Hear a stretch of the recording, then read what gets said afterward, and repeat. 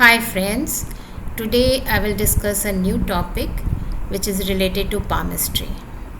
हम palmistry का ही एक पार्ट केरोनॉमी को डिस्कस करेंगे. केरोनॉमी क्या है?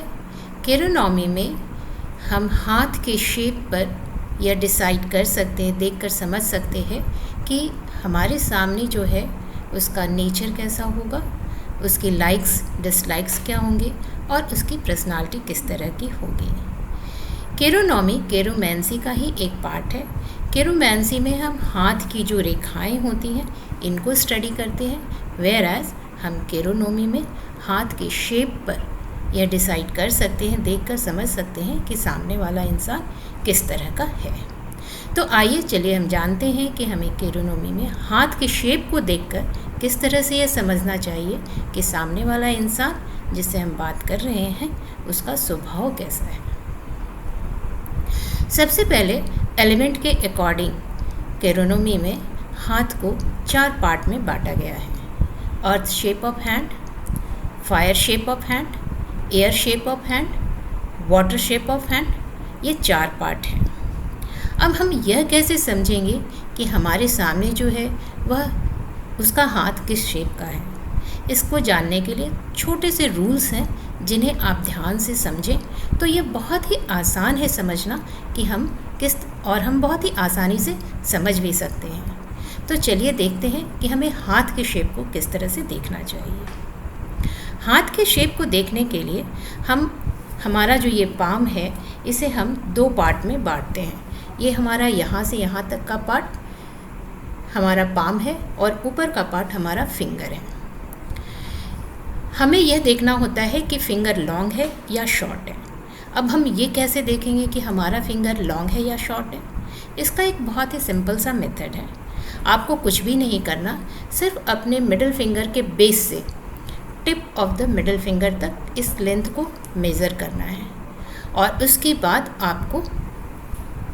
आपका जो थंब फिंगर है इसका जो बेस है, यहाँ पे जो लाइन आती है वहाँ से लेकर हमारा जो लिटिल फिंगर है वहाँ से अगर आप लाइन डालेंगे तो वो जो लाइन आता है वहाँ से दोनों को टच करना है और फिर इस डिस्टेंस को मेजर करना है. आप स्केल से या धागे से इसको मेजर कर सकते हैं और मेज़र करने के बाद आप देखें कि क्या आपके फिंगर की लंबाई बड़ी है या आपके पाम की लंबाई बड़ी है. अगर आपकी फिंगर की लंबाई पाम की लंबाई से बड़ी है तो आपका फिंगर लॉन्ग फिंगर में आता है और अगर यह पाम के लंबाई से छोटी है तो आपका फिंगर शॉर्ट फिंगर में आता है. ये बहुत ही सिंपल है, आई गेस कि आप समझ गए होंगे. अब हमें देखना है कि हमारा पाम का जो दो शेप होता है वह किस तरह के होते हैं. तो पाम के 2 शेप रेक्टेंगल और स्क्वायर होते हैं. जैसे ये पाम आप देख रहे हो तो हमें इसको मेज़र किस तरह से करना है. इसके लिए आपको लिटिल फिंगर से एक लाइन लेनी है और यहाँ हमारा जो ब्रेसलेट आता है वहाँ से हमें यहाँ से आप ड्रॉप करेंगे और फिर इसको ज्वाइन करेंगे. फिर लिटिल फिंगर से इंडेक्स फिंगर और फिर इस तरह से आप इसको ज्वाइन करेंगे. तो ये अगर शेप रेक्टेंगल आता है तो आपका हाथ का शेप रेक्टेंगल है और अगर यह स्क्वायर आता है तो आपके हाथ का शेप स्क्वायर है. तो ये बहुत ही आसान तरीका है एंड आई गेस कि आप समझ गए होंगे. चलिए अब हम आगे देखते हैं कि किस तरह से हमें केरोनॉमी में हम हाथ के शेप पर किसी की भी पर्सनालिटी को समझ सकते हैं. तो हम पहला लेते हैं अर्थ शेप ऑफ हैंड. अब हमारे सामने अगर कोई बैठा हो और उसका हाथ का पाम जो है वो स्क्वायर में हो और साथ ही साथ फिंगर वो भी छोटी हो तो ऐसे लोग अर्थ शेप ऑफ हैंड में आते हैं. अर्थ शेप ऑफ हैंड वाले लोग बहुत ही उनका हाथ भी अगर आप देखेंगे तो वो थोड़े फ्लैशी होते हैं. ये लोग हार्ड वर्किंग होते हैं और साथ ही साथ बहुत स्टेबल माइंड के होते हैं, फोकस्ड होते हैं. इनका अप्रोच फोकस्ड होता है.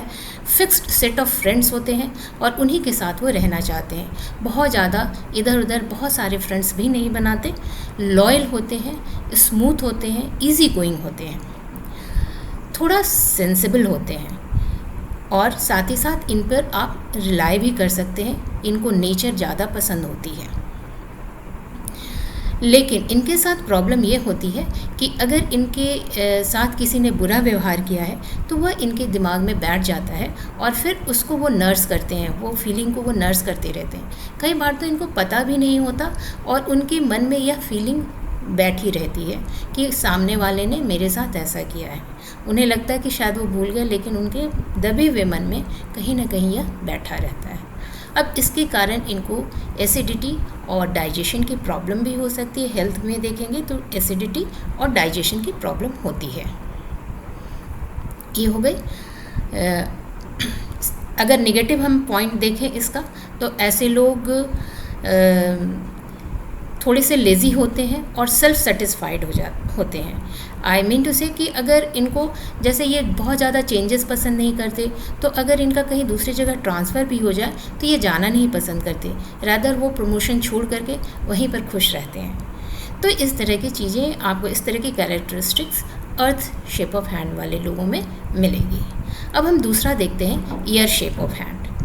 अब ईयर शेप ऑफ हैंड वाले लोग किस तरह के होते हैं? ये लोग फ्री बर्ड होते हैं, एब्सेंट माइंडेड होते हैं, बहुत ही अच्छी बातचीत करने वाले होते हैं, माइंड इनका साइंटिफिक होता है, ये हमेशा कुछ ना कुछ करते रहना चाहते हैं और उसमें बिज़ी भी रहते हैं। इनके पास कुछ ना कुछ करने के लिए हमेशा चाहिए होता है। इनका नेचर थोड़ा सा क्रिटिकल होता है। ये बहुत ही अच्छा लिखना, अगर ये राइटर हैं तो बहुत ही अच्छा लिख सकते हैं। ये स्पेशली प्रोफेशन अगर टीचिंग से रिलेटेड हो या काउंसलिंग से रिलेटेड हो तो यहाँ पे ये बहुत ही अच्छा कर सकते हैं।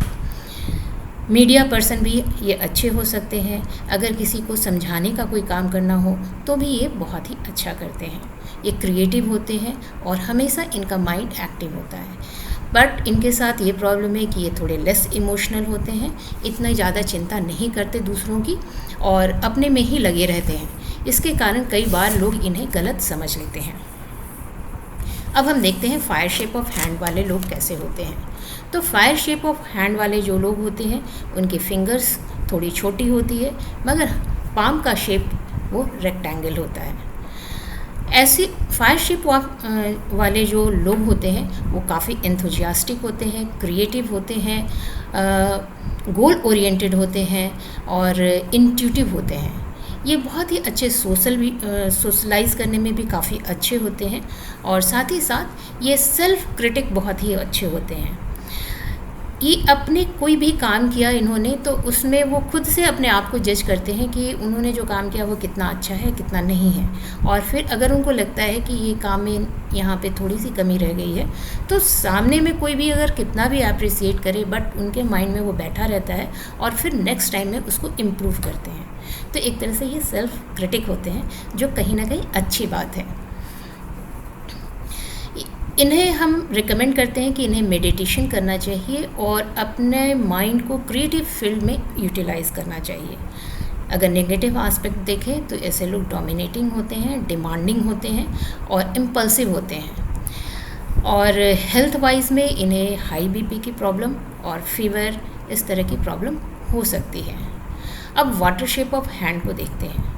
वाटर शेप ऑफ हैंड में देखेंगे कि हैंड का शेप रेक्टेंगल होता है और साथ ही साथ फिंगर्स भी लॉन्ग होते हैं। Long fingers and rectangle hand, इनके हैंड काफ़ी सॉफ्ट होते हैं और स्मूथ होते हैं। ऐसे लोग बहुत ही फ्लेक्सिबल होते हैं और काफ़ी सेंसिटिव होते हैं। वो अपने जहाँ भी रहेंगे उनको चारों तरफ अच्छी चीज़ें पसंद होती हैं और इसलिए जिस भी वातावरण में आप इनको रख देंगे वहाँ के सराउंडिंग्स को ये ब्यूटीफुल बना देते हैं, क्योंकि इन्हें नेचर के साथ रहना और अपनी चारों तरफ साफ़ सुथरा और अच्छा रखना बहुत पसंद है। इनमें एक खासियत होती है कि ये हमेशा अपने ऑपोजिट सेक्स की तरफ ज़्यादा अट्रैक्टेड होते हैं और उनके साथ मिलकर काम करना ज़्यादा पसंद करते हैं। इनकी इंट्यूटिव पावर बहुत स्ट्रांग होती है और साथ ही साथ ये लोग स्पिरिचुअल होते हैं। और कई बार वाटर शेप ऑफ हैंड वाले लोगों के साथ ये देखा गया है कि फैमिली के लोग इनको गलत समझ लेते हैं, इनकी फीलिंग को समझ नहीं पाते और लोगों को लगता है कि ये सेल्फ सेंटर्ड हैं और उनका ख्याल नहीं रखते। रादर वो अपनी बातों में, अपनी भावनाओं में इतने ज़्यादा खोए रहते हैं कि इनको दूसरों का ख्याल कम होता है।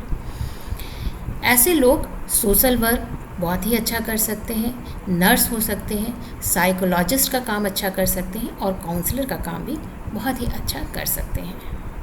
तो ये आपने देखा शॉर्ट में कि मैंने आप किसी का हाथ देकर, जिस इंसान को आप बिल्कुल भी नहीं जानते हो, मगर आप उनके सिर्फ हाथ का शेप देखकर इतना अनुमान लगा सकते हैं कि सामने वाले इंसान का बेसिक नेचर कैसा है, उसके लाइक्स डिसलाइक्स कैसी है। तो होप करती हूँ दोस्तों कि आपको मेरा यह वीडियो पसंद आया होगा। आप कोशिश करें खुद अपने हाथ को या अपने जान पहचान के लोगों के हाथ को देखकर कि उनका शेप कैसा है और क्या उनका नेचर जो मैंने बताया है उसे मैच करता है। अगर आपको लगता है कि मैच करता है या नहीं भी करता है तो प्लीज़ आप मेरे कमेंट सेक्शन में जाकर कमेंट कीजिए, मुझे अच्छा लगेगा। तो हम फिर मिलते हैं अपने एक नए वीडियो के साथ जहां हम कुछ और बातें करेंगे। तब तक के लिए bye and take care of yourself. Thank you.